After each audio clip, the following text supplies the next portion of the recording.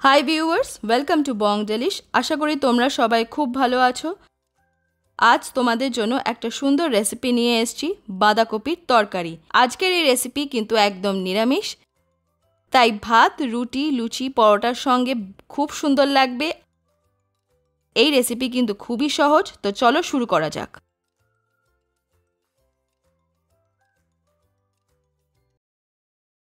নিয়েছি বাঁধাকপি 800 গ্রাম, যেটা আমরা পাতলা পাতলা করে কেটে নিয়েছি।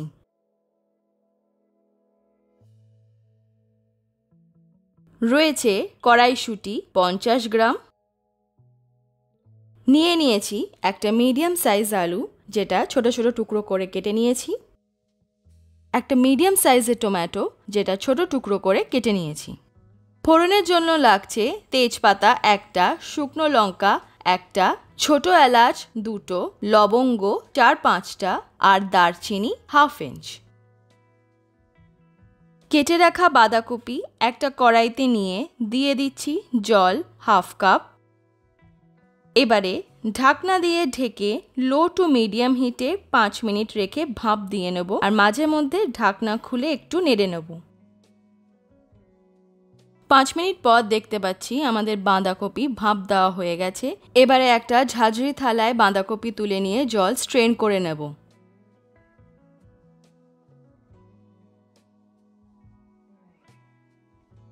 কড়াইতে দিয়ে দিচ্ছি পরিমাণ মতো সর্ষের তেল। হালকা ধোঁয়া ওঠা অবধি তেল গরম করে নিতে হবে। ভাপ দিয়ে রাখা বাঁধাকপি এবারে কড়াইতে দিয়ে লো টু মিডিয়াম হিটে হালকা করে ভেজে নেব।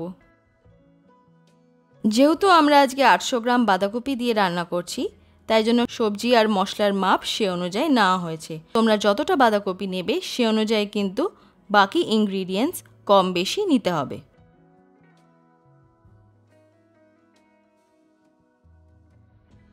দেখতেই পাচ্ছ বাঁধাকপি কালার আগে থেকে একটু ডার্ক হয়েছে, তার মানে আমাদের বাঁধাকপি ভাজা হয়ে গেছে। এর থেকে বেশি ভাজার দরকার নেই। এবার আমরা বাঁধাকপি তুলে নিচ্ছি।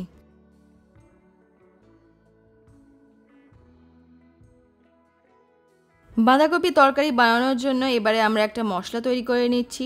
একটা বাটিতে নিয়ে নিচ্ছি জিরে গুঁড়ো 1 টিস্পুন, ধনে গুঁড়ো হাফ টিস্পুন, হলুদ গুঁড়ো half teaspoon, Kashmiri red chilli powder 1/4 teaspoon, আদা বাটা হাফ টিস্পুন, কাঁচা লঙ্কা বাটা স্বাদ মতো। সামান্য জল দিয়ে ভালো করে গুলে নিয়ে একটা মোটা পেস্ট বানিয়ে নেব। বেশি পাতলা পেস্ট বানাবো না। দেখতে পাচ্ছ আমরা একটা মোটা পেস্ট বানিয়ে নিয়েছি। এবার এটা সরিয়ে রাখবো। কড়াইতে দিয়ে দিচ্ছি সর্ষের তেল 3 টেবিল স্পুন। তেল গরম হয়ে গেলে কেটে রাখা আলুগুলো আমরা লো টু মিডিয়াম হিটে ভেজে নেব। দিয়ে দিচ্ছি লবণ স্বাদ মতো। ভালো করে নাড়াচাড়া করে ঢাকনা দিয়ে ঢেকে লো হিটে 1 থেকে 2 মিনিট রাখতে হবে। ঢাকনা খুলে দেখতে পাচ্ছি আমাদের আলু ভালো করে সেদ্ধ হয়ে গেছে আর ভালোভাবে ভাজাও হয়ে গেছে। এবারে আমরা আলুগুলো তুলে নিচ্ছি।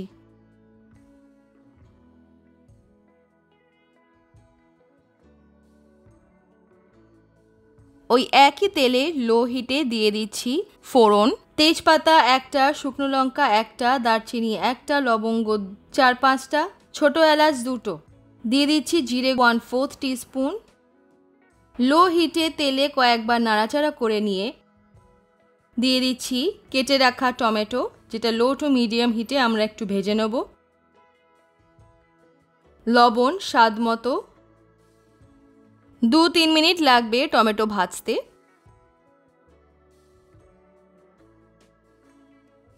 টমেটো ভাজা হয়ে গেছে। একটু আগে যে মশলার পেস্ট আমরা বানিয়েছিলাম, এবারে সেটা লো হিটে দিয়ে দেবো। এবারে ভালো করে মশলাটা কষিয়ে নিতে হবে লো টু মিডিয়াম হিটে, যতক্ষণ না মশলার কাঁচা গন্ধ চলে যাচ্ছে।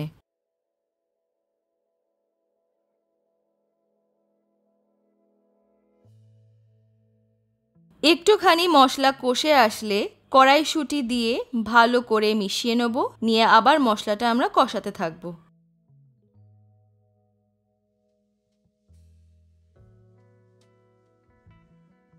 মশলা কষানোর সময় যদি মশলা ধরে যায় তাহলে সামান্য জল দিয়ে আবার মশলাটা আমরা কষাতে থাকবো, ঠিক যেমন দেখতে পাচ্ছ। বেশি জল কিন্তু দেবে না।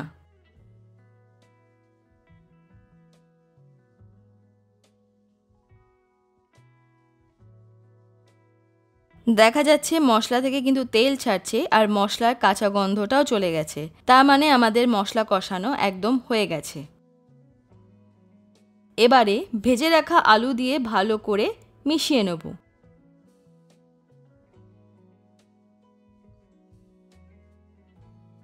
মেশানো হয়ে গেলে ভেজে রাখা বাঁধাকপি মিডিয়াম হিটে দিয়ে ভালো করে মিশিয়ে নেব।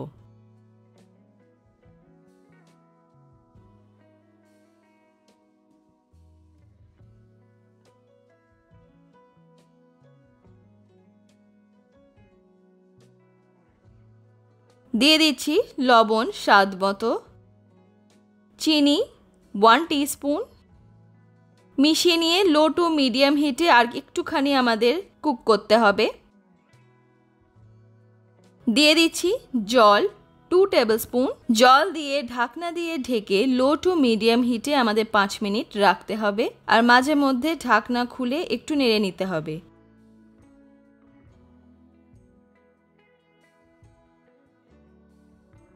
দেখতে পাচ্ছ আমাদের বাঁধাকপি থেকে কিন্তু তেল ছাড়ছে, তার মানে আমাদের বাঁধাকপি অলমোস্ট রেডি হয়ে এসছে।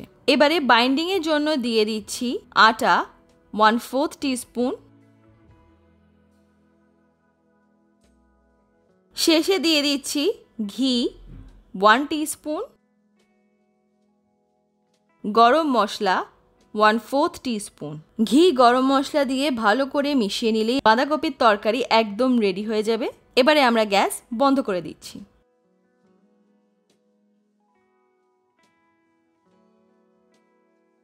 বাঁধাকপির তরকারি আমাদের রেডি হয়ে গেছে। দেখতেই পাচ্ছ খুব সুন্দর দেখতে হয়েছে আর সত্যি খেতে ভীষণ টেস্টি হয়েছে।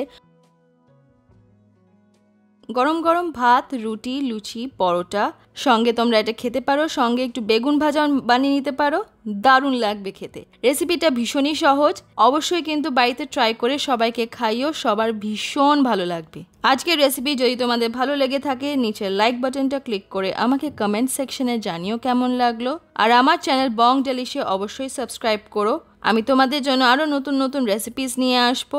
আর পাশে থাকা বেল আইকনটা অবশ্যই ক্লিক করো, তাতে আমি যখনই নতুন রেসিপি আপলোড করব তোমাদের নোটিফিকেশনে চলে যাবে। আর বং ডেলিশে ইনস্টাগ্রাম পেজের লিংক নিচে ডেসক্রিপশন বক্সে দেওয়া থাকবে, তোমরা ওখানে গিয়ে আমাদের ফলো করতে পারো। তো দেখা হচ্ছে তোমাদের সঙ্গে নেক্সট ভিডিওতে। সবাই খুব ভালো থেকো। Bye bye.